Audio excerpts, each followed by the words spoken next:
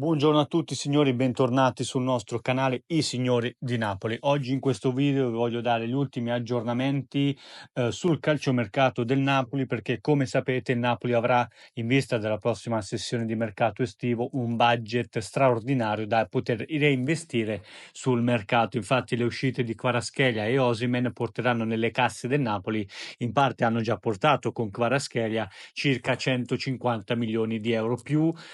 Ci sarà ovviamente una cifra messa a disposizione di De Laurentiis e altri soldi che potrebbero derivare dalle cessioni, quindi assolutamente un Napoli che sarà protagonista sul mercato. Allora, prima di continuare vi ricordo brevemente di iscrivervi sul nostro canale, di attivare la campanella delle notifiche e se vi va vi potete abbonare per sostenere la nostra redazione. Allora signori, partiamo dal centrocampo dove abbiamo una novità, ovvero ci potrebbe essere un fuori dentro molto interessante, diciamo così. Allora, come sapete Anghissa vuole lasciare il Napoli, ahimè perché è un giocatore fondamentale per Conte, ma attenzione perché De Laurentiis ha avuto un confronto con il giocatore e il nostro presidente ha imposto un diktat sulla sua cessione, ovvero il giocatore lascerà il Napoli solo per una cifra non inferiore a 30 milioni di euro e attenzione, lo potrà fare solo per una squadra non italiana. Quindi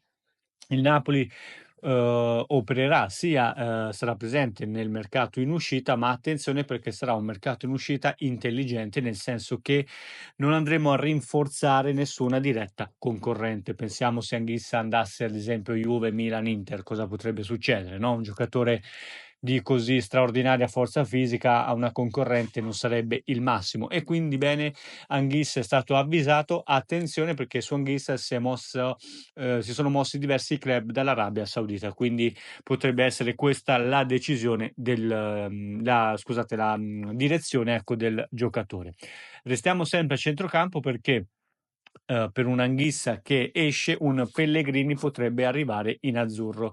Pellegrini, capitano della Roma, ormai sembrerebbe aver rotto con l'ambiente romanista e di conseguenza la prossima estate starebbe cercando insieme al suo entourage una situazione diversa, insomma un cambiamento a questo punto della sua carriera sarebbe visto buono per lui e il Napoli si è mosso in prima persona con Antonio Conte che vorrebbe l'italiano tra le file azzurre, un giocatore comunque di esperienza al massimo della sua maturità e anche scusate, tecnicamente un giocatore assolutamente valido che potrebbe portare qualità al centrocampo azzurro.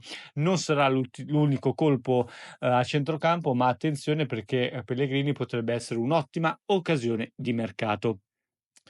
Per quanto riguarda sempre il mercato in entrata, andiamo sponda Udine e vi aggiorno con Solé che ormai è quasi, dico quasi azzurro perché il giocatore vuole il Napoli, vuole essere allenato da Antonio Conte, il Napoli ha le risorse economiche giuste per accontentare i Pozzo e di conseguenza si è mossa in anticipo rispetto all'Inter che pure era sul giocatore. Quindi Udinese-Napoli, trattativa in discesa per Solé il quale vuole vestire assolutamente la maglia azzurra. Inutile dire come Conte straveda per il giocatore.